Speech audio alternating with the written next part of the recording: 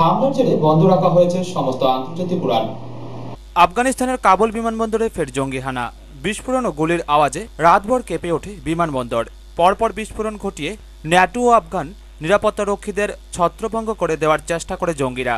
তারপরেই শুরু হয় ভারী গুলিবৃষ্টি। পাল্টা গুলি চালানো হয়েছে নিরাপত্তারক্ষীদের তরফেও। বন্দুকধারীদের পাকড়াও করতে তৎপর সেনাবাহিনী। এখনো পর্যন্ত সেনা জঙ্গি গুলি বিনিময় চলছে, তবে এখনো পর্যন্ত মৃত্যুর কোনো খবর পাওয়া যায়নি। জঙ্গিরা সংখ্যায় কত তা এখনো বুঝে উঠতে পারেনি নিরাপত্তারক্ষীরা। জঙ্গি হামলার জেরে কাবুল আন্তর্জাতিক বিমানবন্দর থেকে সমস্ত আন্তর্জাতিক উড়ান বন্ধ রাখা হয়েছে। যাত্রীদের নিরাপদ জায়গায় সরানোর ব্যবস্থা করেছে বিমানবন্দর কর্তৃপক্ষ।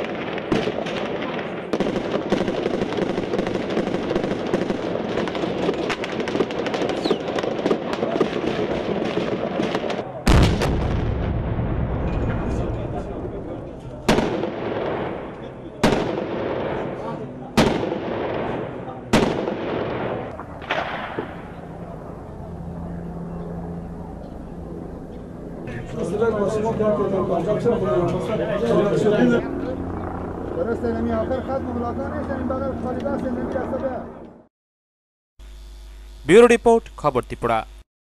গত দুদিনের ভারী বর্ষণে উত্তরকাশীর একাধিক স্থানে আটকে পড়েছেন পর্যটকরা। ভারী বর্ষণের পূর্বাভাস দিয়েছে আবহাওয়া দপ্তর। 18 জুলাই পর্যন্ত বন্ধ রাখা হয়েছে কেদারনাথ যাত্রা। হিমাচল উত্তরাখণ্ডে গত দুদিন ধরে প্রবল বর্ষণে আটকে পড়লেন বহু পর্যটক। উত্তরকাশীর একাধিক জায়গায় আটকে পড়েছেন পর্যটকরা। গঙ্গোত্রীতে আটকে পড়েছেন যোগগুরু রামদেব এবং তার 400 অনুগামীরা। ভারী বৃষ্টির পূর্বাভাস দিয়েছে আবহাওয়া দপ্তর। এ অবস্থায় কোনো রকম ঝুঁকি নিতে নারাজ উত্তরাখণ্ড প্রশাসন। আগামী 18 তারিখ পর্যন্ত 3 দিনের জন্য বন্ধ করে দেওয়া হয়েছে কেদারনাথ যাত্রা। জারি করা হয়েছে হাই অ্যালার্ট। প্রশাসনের তরফে পর্যটকদের নামিয়ে আনার চেষ্টা করা হচ্ছে। উত্তরকাশী রাস্তায় ধস নামায় ব্যাহত হয়েছে চারধাম যাত্রাও। ধসে কার্যত বন্ধ হয়ে গিয়েছে রুদ্রপ্রয়াগ গৌরীকুণ্ড জাতীয় সড়ক। ব্যুরো রিপোর্ট, খবর ত্রিপুরা। গণতন্ত্রী হত্যা মামলার মাস্টারমাইন্ড সুশীল চৌধুরীর সাজা ঘোষণা করল আদালত। আমৃত্যু কারাবাস ও 50,000 টাকা জরিমানা সাজা ঘোষণা করল পশ্চিম জেলার দায়রা আদালত। গণদূত পত্রিকা অফিসে চাঞ্চল্যকর ত্রয়ী হত্যাকাণ্ডের মামলার মূল আসামি সুশীল চৌধুরীর আজ সাজা ঘোষণা করা হয়। এদিন বেলা 11টা নাগাদ পশ্চিম জেলার অতিরিক্ত জেলা ও দায়রা জজ মাননীয় কৃপাঙ্কর চক্রবর্তী এই ঘটনাকে বিরলের মধ্যে বিরলতম উল্লেখ করে সুশীল চৌধুরীকে আজীবন কারাবাসের সাজা ঘোষণা করেন। সেই সঙ্গে 50,000 টাকা জরিমানাও করে। তার বিরুদ্ধে ভারতীয় ফৌজদারি দণ্ডবিধির 302, 120B, 109, 111, 113, 201 এবং 34 ধারায় মামলায় দোষী সাব্যস্ত করেছিলেন। এদিন মামলার রায় শুনতে আদালত চত্বরে ছিল উৎসুক জনতার ভিড়। পুলিশের তরফেও এদিন বাড়তি নিরাপত্তার ব্যবস্থা করা হয়েছিল। পুলিশ এক প্রকার ঘিরে রেখেই তাকে আদালতে নিয়ে যায় এবং সাজা ঘোষণার পর আদালত থেকে বের করে আনে। উল্লেখ্য, গত 14 জুলাই একই আদালতে এই মামলায় সুশীল চৌধুরীকে দোষী সাব্যস্ত করেন মাননীয় বিচারক। ব্রিটিশ রাজতন্ত্র হার মানেছে, ব্রিটিশের সময় গণতন্ত্র হার মানেছে। কোথাও প্রমাণ হয়নি যে আমি কাউকে মার্ডার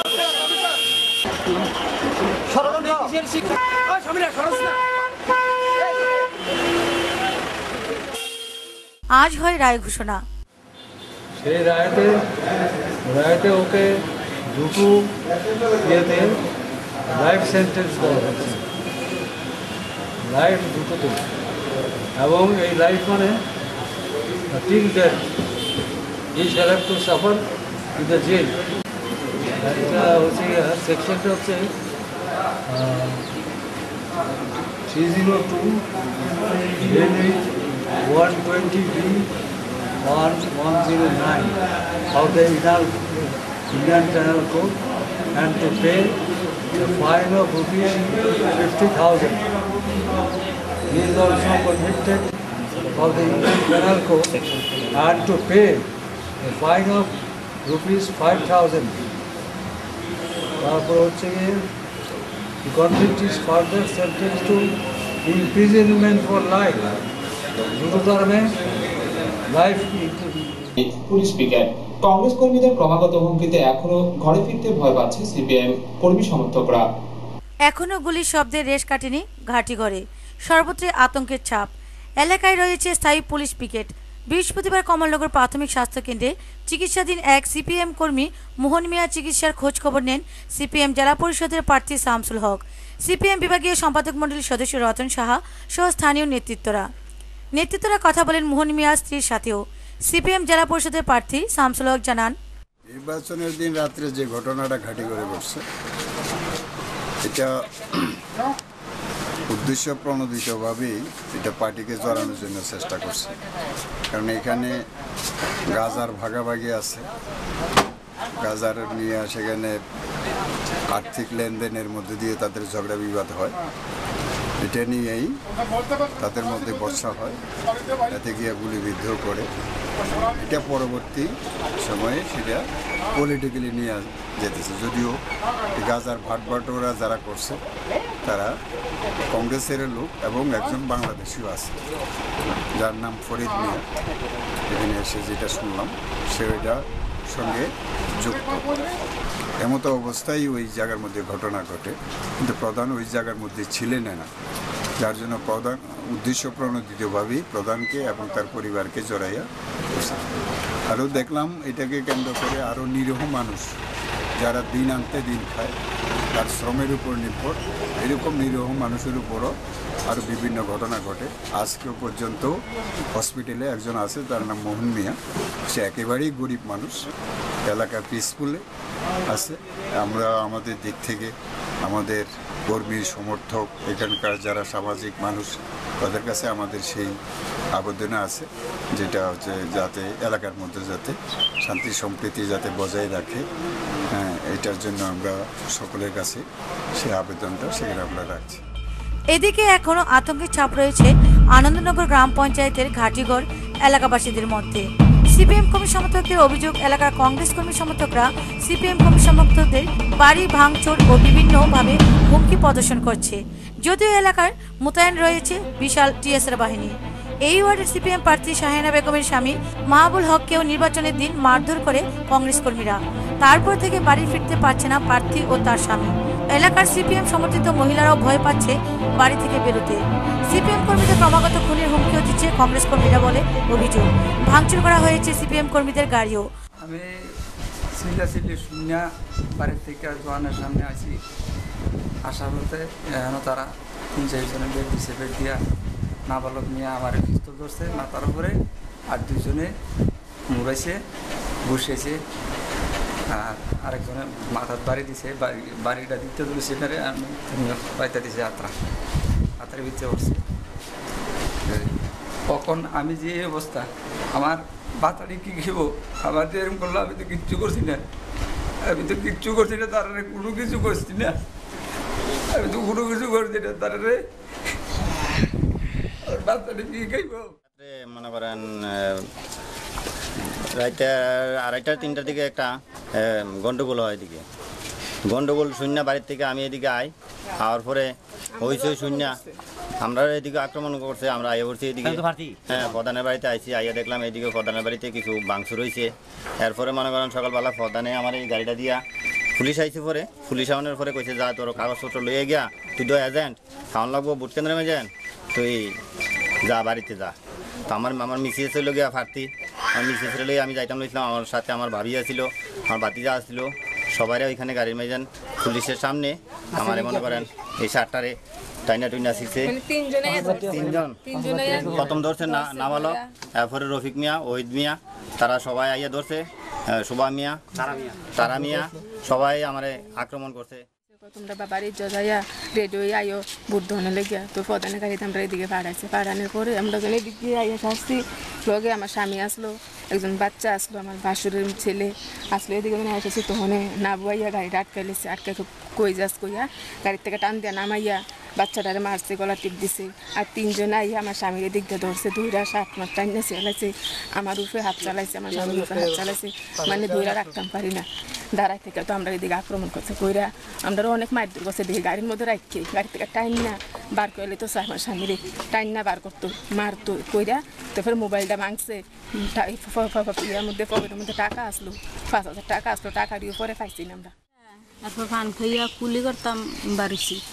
তারপর এই টাইমে দোয়ানে গেছে, আওয়াজ হয়েছে বেডিয়ে ঘর থেকে কয় আমার পুত্রে মাইরা লাগছে, মানে আমার পুত্রে মাইরা লাগছে কইয়া সিলেন দিছে। বেডির আগে দৌড় দিয়ে আমি এনে আইছি, আইয়া দেখছি এতরে 2 জনে ধরে রাখছে, টুলুর উঠে ধরে বয়ে রাখছে, আর এতারা দাও চেনি লইয়া দৌড়াদৌড়ি করতে আসছে, আইরা লইব সিরিয়া লাইব, এই করবো সেই করবো।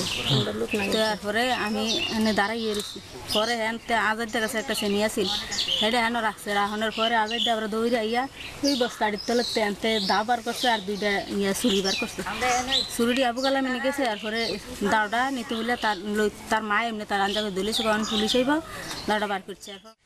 যখন শুনলাম আমার হতে ফোন দিছে হিয়ানো ভোটের কেন্দ্র যাইব, যখন আবুল্লার বাড়ি গাড়া রেখে গেছে, তখন আমার পুতেরে তারা আক্রমণ করছে, তাও শ্রেণী লইয়া।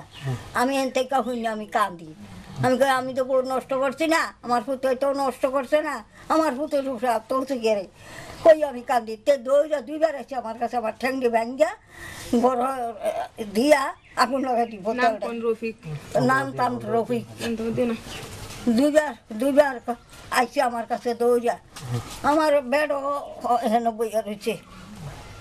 তো আমার তো হুশ নাই, চললো আমি শুনছি আমার পুতরে মারছে, বউরে মারছে, আমার তো হুশ নাই, আমি কান্দি না, আমি তো কান্দি। আরে আমার পুতরে মারা যে, আরে আমার পুতরে মারা, বাড়ি ঘর জ্বালাই লাগব, ঠ্যাং ভেঙ্গে লাগব, যদি তারা ফাঁস হইতো আরে আমার বাড়ির সব জ্বালাই দিব। আমার ভাই তার কৌকে নাই, বেড়া বেড়ি 2 জন, আমার বাড়ি নিলে দরজা দিয়া ঘরতে ফেসাব করতাম, আমরা বাড়ি। উল্লেখ্য 14 জুলাই শেষ রাতে পিস্তলের গুলিতে আহত হয় ইমাম হোসেন নামে এক স্কুল ছাত্র।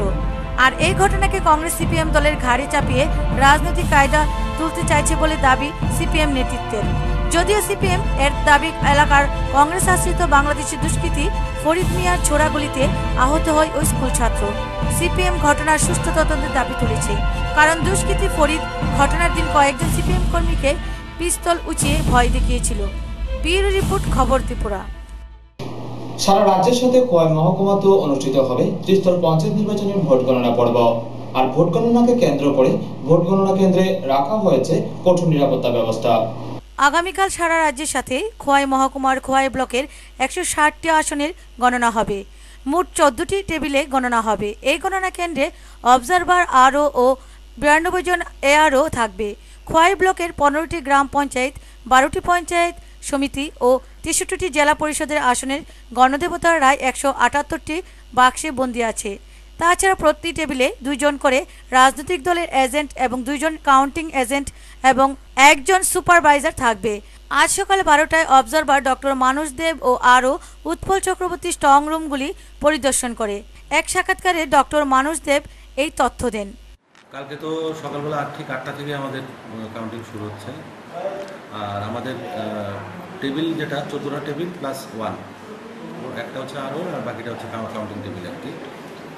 আর ওই ভেতরে প্রত্যেকটা কাউন্টিং টেবিলে 1 জন করে কাউন্টিং সুপারভাইজার আর 2 জন করে কাউন্টিং অ্যাসিস্ট্যান্ট। আর এআরওরা থাকবে to help for all respect. Ballot box আনা নেওয়া, তারপরে ব্যালট পেপার ডাউটফুল যেগুলো সেগুলো আরও টেবিলে বসানো, প্লাস আমি থাকবো আলাদা একটা টেবিলে। আর প্রত্যেকটা টেবিলের জন্য ক্যান্ডিডেট ওয়াইজ 2 জন করে পলিটিক্যাল এজেন্ট থাকবে। 170। ব্যুরো রিপোর্ট, খবর ত্রিপুরা। রাজ্যে অনুষ্ঠিত হওয়া ত্রিস্তর পঞ্চায়েত নির্বাচনের ফল ঘোষণা হবে 18 জুলাই। আর ভোট গণনাকে কেন্দ্র করে চূড়ান্ত প্রস্তুতি নেওয়া হয়েছে রাজ্যের সবকটি ব্লকেই। স্ট্রং রুমগুলিতে রাখা হয়েছে কঠোর নিরাপত্তা বেষ্টনী। আগামী 18 জুলাই অনুষ্ঠিত হতে যাচ্ছে সদ্য সমাপ্ত রাজ্যে ত্রিস্তর পঞ্চায়েত নির্বাচনের ভোট গণনা। রাজ্যের সবকটি ব্লকে শুক্রবার সকাল 8টা থেকে শুরু হবে ভোট গণনা পর্ব। রাজ্যের অন্যান্য ব্লকগুলির সাথে সোনামুড়া মহকুমার বক্সনগর, কাঠালিয়া, নলছড়, মোহনবুক ব্লকেও ভোট গণনাকে কেন্দ্র করে প্রস্তুতি প্রায় শেষ পর্যায়ে। প্রতিটি ব্লকেই কঠোর নিরাপত্তা বেষ্টনীতে স্ট্রং রুমে রাখা আছে ব্যালট বাক্সগুলি। ভোট গণনাকে কেন্দ্র করে বক্সনগর ব্লকে বৃহস্পতিবার গণনা কর্মীদের নিয়ে এক মকফলের আয়োজন করা হয়। কাউন্টিংয়ের জন্য আমরা তো কাউন্টিং অ্যাসিস্ট্যান্ট, কাউন্টিং সুপারভাইজার ওনাদের আজকে ট্রেনিং রেখেছি। অ্যাকর্ডিংলি ট্রেনিং হয়েছে। আমাদের ট্রেনিংয়ে আমাদের এডিশনাল অ্যাসিস্ট্যান্ট স্যার এবং আমাদের আরও যারা আছেন সবাই উপস্থিত ছিলেন। রাজনৈতিক দলের প্রতিনিধিরাও ছিলেন, সবাই শুনেছেন।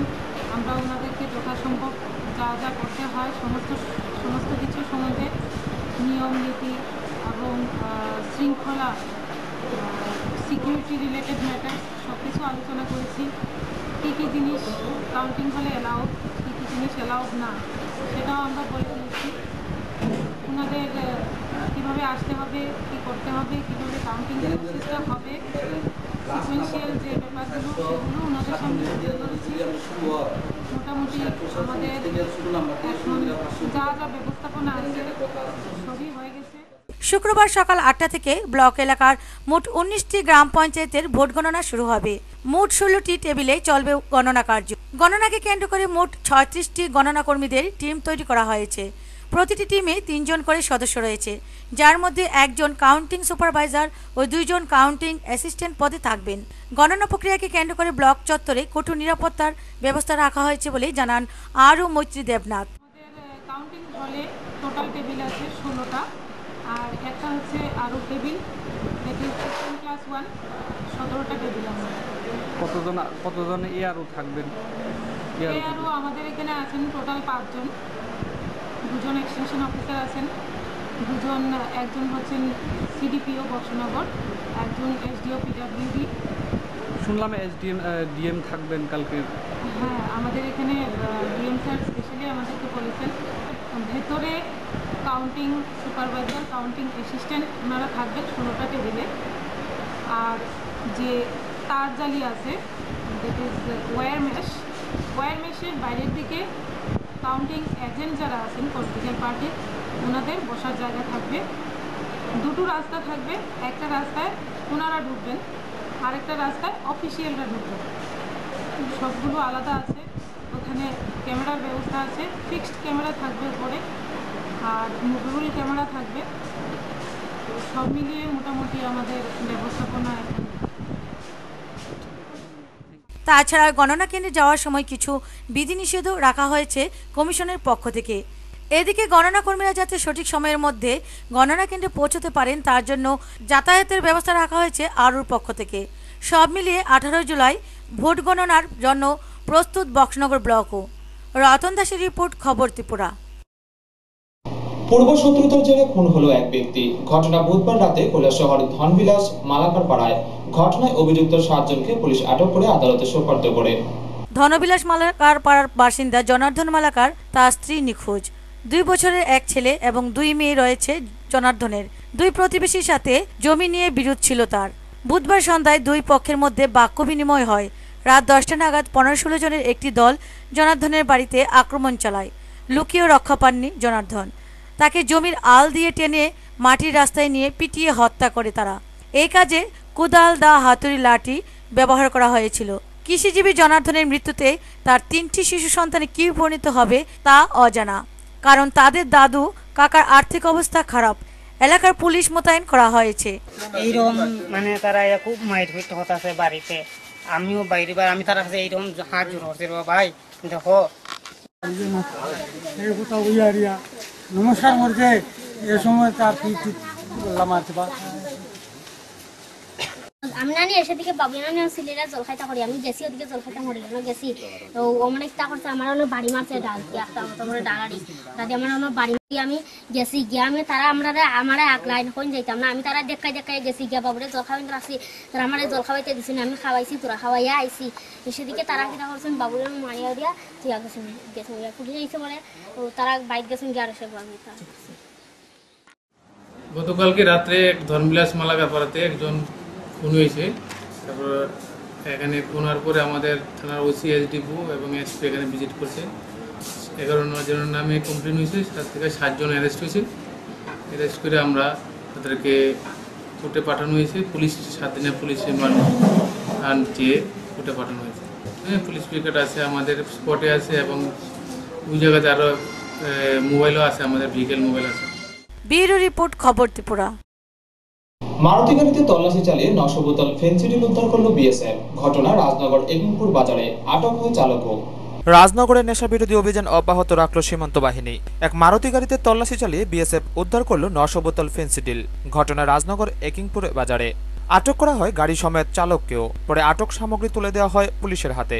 একিমপুর বিওপির অ্যাসিস্ট্যান্ট কমান্ড্যান্ট নিতু কুমার সাহেব কিছু মাল ফেন্সিডিল এবং আশেপাশে ধরে একটা কমপ্লেন করছেন।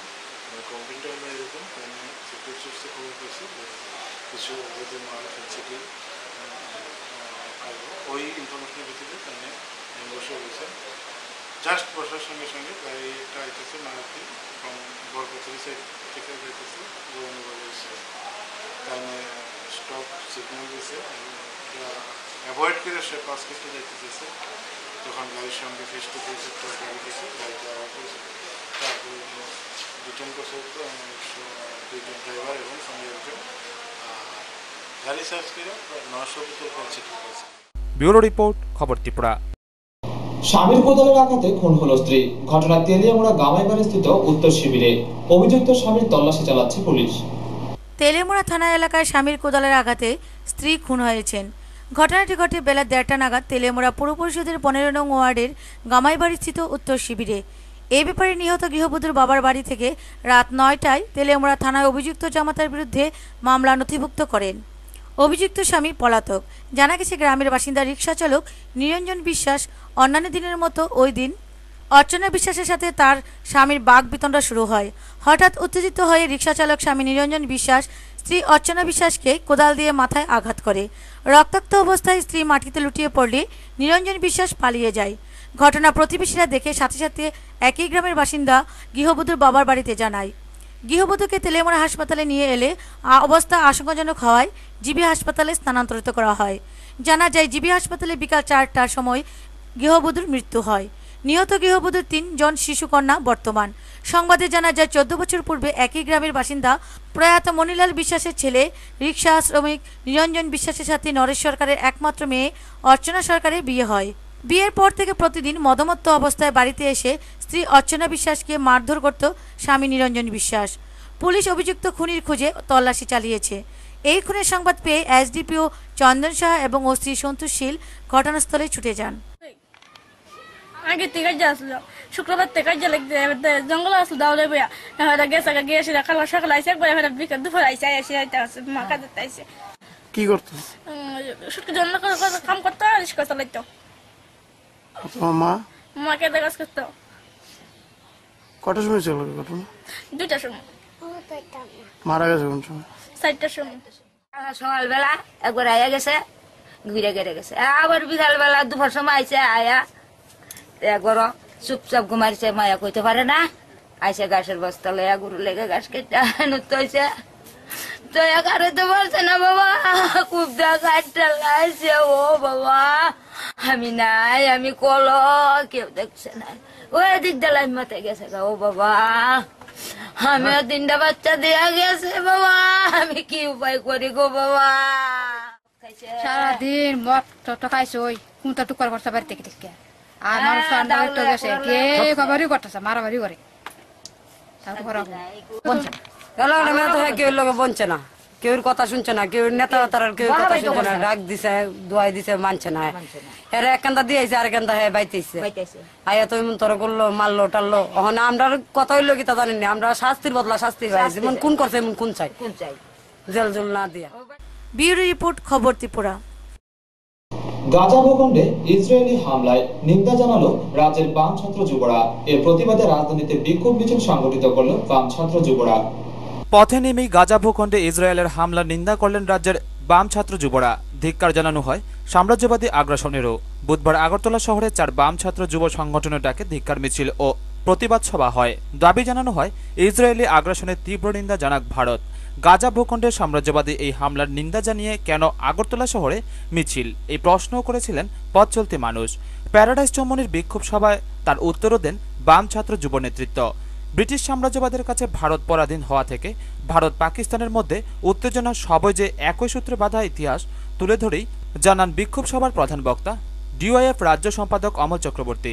তিনি বলেন, আপনারা জানেন যে মার্কিন সাম্রাজ্যবাদের প্রত্যক্ষ মদতে প্যালেস্তাইনের গাজা ভূখণ্ডে ইসরায়েলের দ্বারা সেখানে নৃশংস এবং বর্বরোচিত হামলা চলছে। এখন পর্যন্ত প্রায় 170 জনের উপর নিরীহ নাগরিককে সেখানে খুন করা হয়েছে। এই প্যালেস্তাইনের উপর এই বর্বরোচিত হামলা তার প্রতিবাদ জানিয়ে এবং ভারত সরকারকে তার বিরুদ্ধে দৃঢ় অবস্থান নেওয়ার দাবিতে ভারতের গণতান্ত্রিক যুব ফেডারেশন, উপজাতি যুব ফেডারেশন, ভারতের ছাত্র ফেডারেশন এবং উপজাতি ছাত্র ইউনিয়ন এই 4টি বামপন্থী ছাত্র যুব সংগঠনের ডাকে গোটা দেশব্যাপীর কর্মসূচির অঙ্গ হিসাবে আমাদের রাজ্যের 19টা বিভাগের বিভাগীয় হেডকোয়ার্টারে আমরা এই বিক্ষোভ কর্মসূচির আহ্বান করেছি।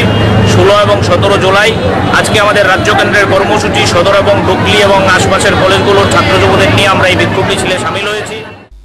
প্যারাডাইস চমনির এই বিক্ষোভ সভার মঞ্চে উপস্থিত ছিলেন ডিওয়াইএফ কেন্দ্রীয় কমিটির সদস্য মিতালি ভট্টাচার্য, এসএফআই রাজ্য সভানেত্রী নীলাঞ্জনা রায়, সদর ও ডুকলি বিভাগের ছাত্র যুব নেতৃত্ব উপস্থিত ছিলেন।